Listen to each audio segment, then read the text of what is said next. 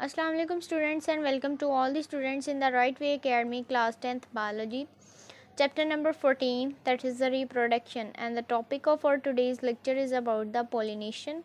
Last time students हमने sexual reproduction in the flowering plants को discuss किया था इन डिटेल. आज हम देखेंगे कि pollination का प्रोसेस किस तरह से परफॉर्म होता है इन दी प्लांट्स.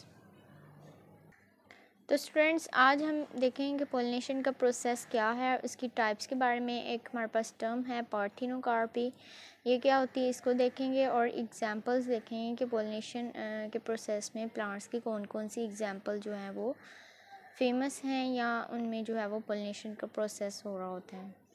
अब यहाँ पे अगर हम पोलिनेशन को देखें तो ये होता है transfer of the pollen grains from the flowers anther to the stigma. As we know कि जो एंथर हैं उनके अंदर पोलन ग्रेन्स प्रेजेंट होते हैं, तो वहाँ से ट्रांसफ़र होता है towards the stigma, that is the female reproductive part, into the ovary, and there is a reproduction occurs for their breeding.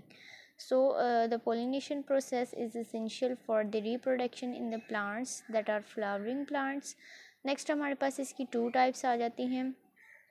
First one self pollination and second one is the cross pollination. अगर हम self pollination की बात करें तो इसमें भी हमारे पास transfer होता है पोलन ग्रेन्स का from anther to the stigma. इसमें दिस इज़ अ पॉइंट कि सेल्फ पोलिनेशन, सेल्फ मीन्स कि अपनी ही स्पीशीज़ सेम फ्लावर के ऊपर होता है इन द सेम प्लांट.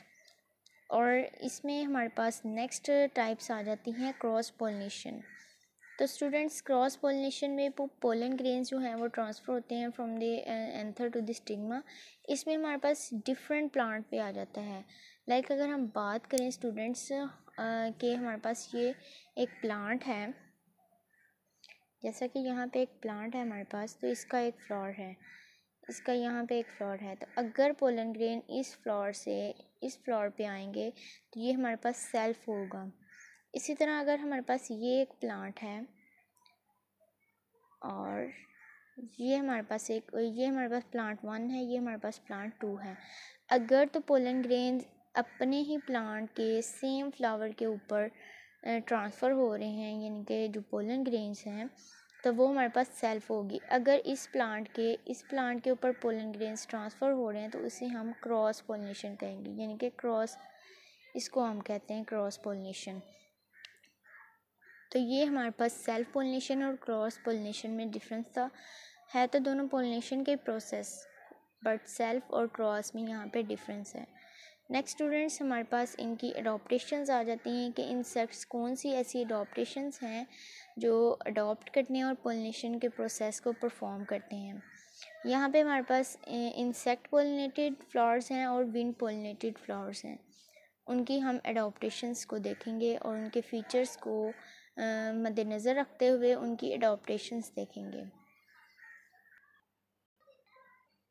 तो स्टूडेंट्स अगर हम देखें कि इंसेक्ट पोलिनेटेड फ्लावर्स और विंड पोलिनेटेड फ्लावर्स में कुछ स्ट्रक्चरल अडॉप्टेशंस हैं जो उनको फैसिलिटेट कर रही होती हैं कि transfer of pollen grains between two plants easily हो सके.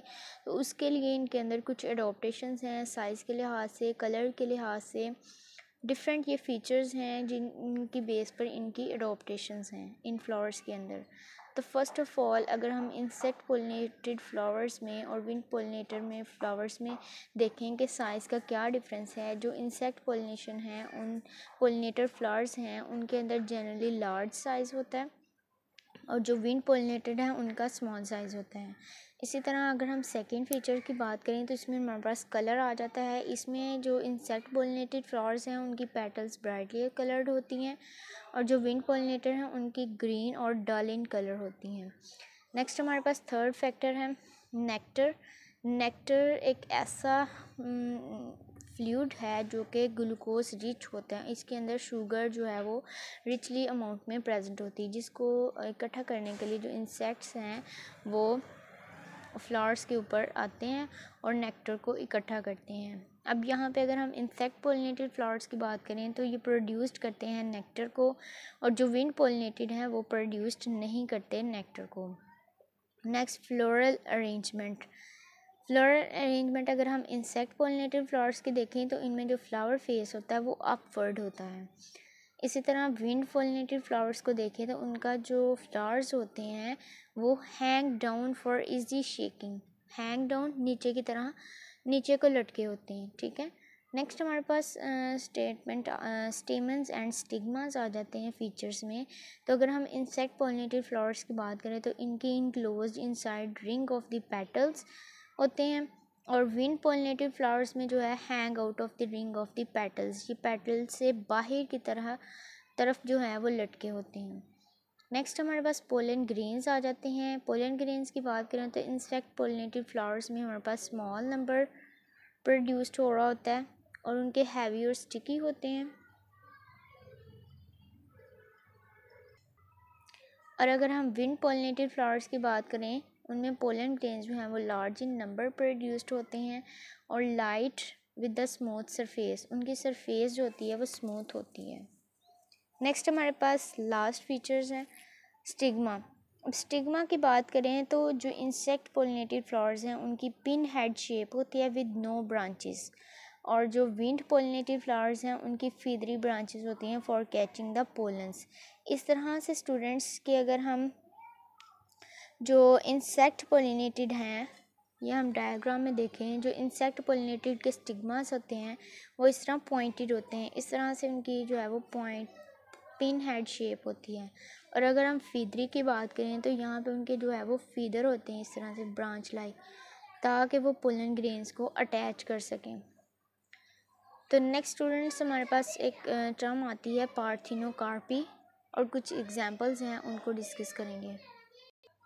नेक्स्ट स्टूडेंट्स अगर हम पार्थिनोकार्पी की बात करें तो ये पार्थिनोजेनेसिस की तरह जो पार्थिनोजेनेसिस है वो एनिमल्स में परफॉर्म हो रही होती है।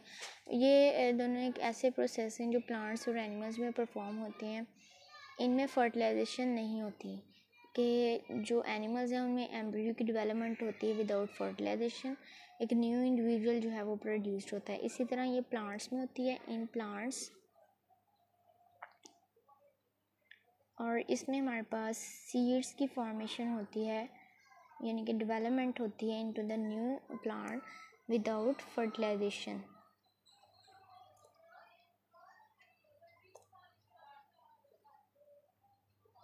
और ये परफॉर्म होती है सीडलेस प्लांट्स में।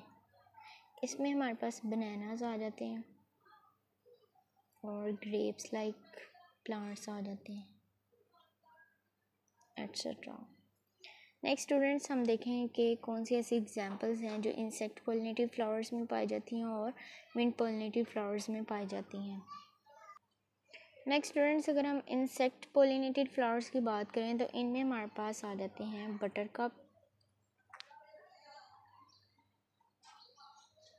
रोज़, वॉलफ्लावर,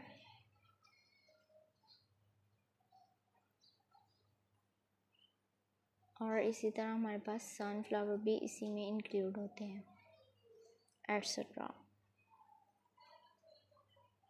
नेक्स्ट स्टूडेंट्स अगर हम विंड पोलिनेटेड फ्लावर्स की बात करें तो इनमें हमारे पास कुछ ग्रासेस आ जाती हैं,